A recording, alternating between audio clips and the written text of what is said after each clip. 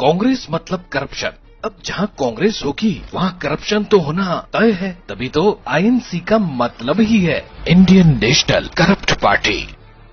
कांग्रेस राज में लूट की छूट तो मानो 12 महीने लगी रहती थी। हर कोई भ्रष्टाचार के सागर में गोते खाने को लालायित रहता था।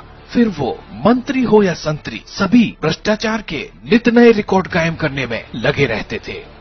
ये तो सब जानते ही हैं कि नेहरू गांधी परिवार में पैदा होने या इसके करीबी होने पर भ्रष्टाचार करने का लाइसेंस आसानी से मिल जाता है।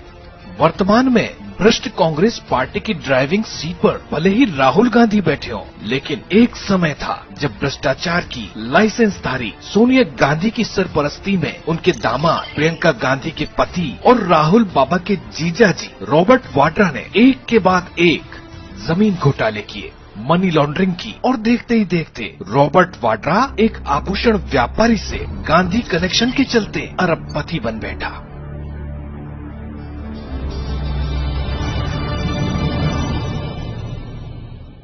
साल 2014 में द वॉल स्ट्रीट जर्नल में छपे एक लेख के मुताबिक रॉबर्ट वाड्रा ने 2007 में अपनी कंपनी 1 लाख रुपए के निवेश के साथ शुरू की थी। कंपनी के जरिए 2012 में वाड्रा ने $12 मिलियन यानी तब के हिसाब से 72 करोड़ रुपए से ज्यादा की प्रॉपर्टी बेची। उस समय तक वाड्रा के पास $42 मिलियन यानी 250 करोड़ रुपए की रियल एस्टेट प्रॉपर्टी थी। यानी 2007 से 2012 के बीच वाड्रा की संपत्ति 1 लाख रुपए से बढ़कर 322 करोड़ रुपए पहुंच गई थी।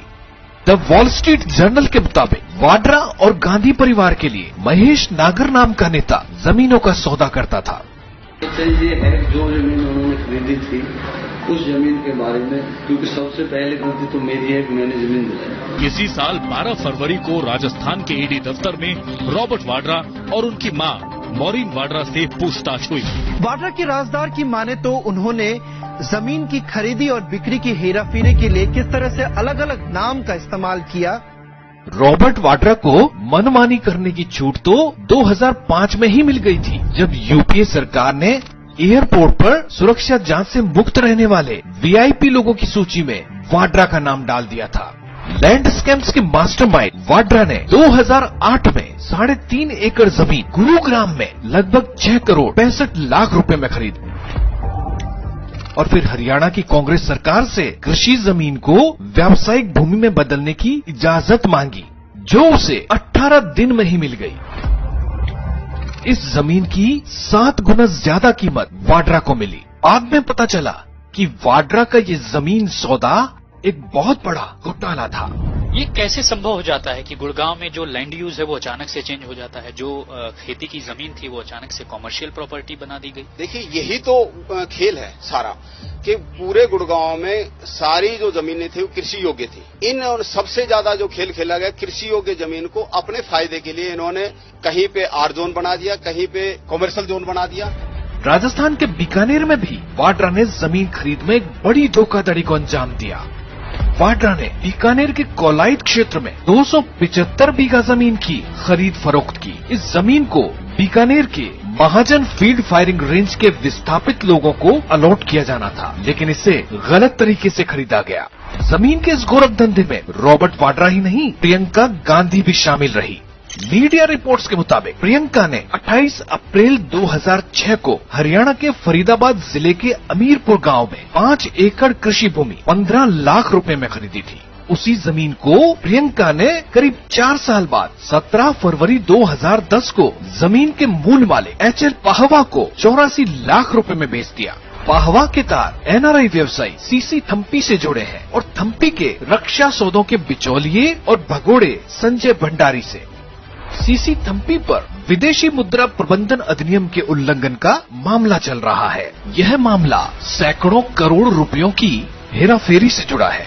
सीसी थम्पी, रॉबर्ट वाड्रा और संजय भंडारी करीबी दोस्त है। ये तो थी बहना और जीजा की कहानी।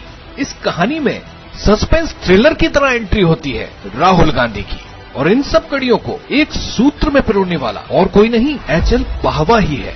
HL पाहवा से ईडी ने कुछ फाइल्स जब्त की थी, जिससे पता चला कि राहुल गांधी ने हसनपुर पलवल में 6.5 एकड़ जमीन खरीद रखी है। दलालों और घोटालेबाजों के साथ व्यापारिक रिश्ते कायम रखने वाले राहुल गांधी इसी वजह से विदेश में जाकर भारत को बदनाम करते हैं, ताकि वे अपने घोटालेबाज मित्रों को बचा सकें। चलिए अब वापस रॉबर्ट वाड्रा के काले कारनामों की तरफ चलते हैं। प्रियंका गांधी के पति रॉबर्ट वाड्रा के तार यूपीए शासनकाल में 2005 में हुए रक्षा सौदों और 2009 में हुई पेट्रोलियम डील से भी जुड़े हैं। लंदन में वाड्रा की कई बेनामी संपत्तियां हैं। एक संपत्ति लंदन के 12 ब्रायनस्टन स्क्वायर में है, जिसे भगोड़े रक्षा दलाल संजय भंडारी ने 16 करोड़ 80 लाख रुपए में खरीदा था। इसकी मरम्मत पर 62 लाख रुपए खर्च करने के बाद भंडारी ने 2010 में 16 करोड़ 80 लाख में ही इसे वाड्रा के नियंत्रण वाली फर्म को दे दिया था। 2009 में हथियारों के एक विवादित सौदेबाज ने लंदन में रॉबर्ट वाड्रा को बेनामी घर खरीद कर दिया। इस घर का पता बताया गया है 12 एलर्टन हाउस, ब्रायनस्टन स्क्वायर, लंदन। इस घर को 19 लाख पाउंड यानी करीब 19 करोड़ रुपए में खरीदा गया। ऐसा आरोप है कि ये सौदा अक्टूबर 2009 में हुआ और जून 2010 में इसे बेच दिया गया। सोचिए, एक छोटा सा कारोबारी रॉबर्ट वाड्रा गांधी परिवार का हिस्सा बनते ही अरबपति कैसे बन गया? आखिर किसने रॉबर्ट वाड्रा को जमीन बेचने के साथ ही देश बेचने का भी लाइसेंस दे दिया? सोचिए, अगर कांग्रेस ही सत्ता में रहती तो देश को कितना नुकसान होता। इस देश के युवाओं को इस बात को समझना होगा कि कैसे साल 2014 के बाद से काले धन को लेकर, बेनामी संपत्ति को लेकर मोदी सरकार ने मिशन मोड पर एक्शन शुरू किया। तब जाकर इन जैसे भ्रष्टाचारियों पर लगाम लग पाई। इस देश के हर नागरिक को यह समझना होगा कि जहां भ्रष्टाचार होता है वहां युवाओं को उचित अवसर नहीं मिलते, क्योंकि भ्रष्टाचार प्रतिभा का सबसे बड़ा दुश्मन होता है और यहीं से भाई भतीजावाद, परिवारवाद को बल मिलता है। जब भाई भतीजावाद और परिवारवाद बढ़ता है तो समाज का, राष्ट्र का सामर्थ्य कम होता है, और जब राष्ट्र का सामर्थ्य कम होता है तो विकास प्रभावित होता है। अब ये देशवासियों को तय करना है कि उन्हें भ्रष्टाचार में पनपे परिवारवादी चाहिए या विकासवादी राष्ट्रभक्त। कांग्रेस मतलब करप्शन के अगले एपिसोड में देखिए। नेशनल हेराल्ड केस में राहुल गांधी और सोनिया गांधी के लिए आज की रात कयामत की रात से कम नहीं है। नेशनल हेराल्ड केस में राहुल गांधी को 19 दिसंबर यानी शनिवार को पटियाला कोर्ट में पेश होना है।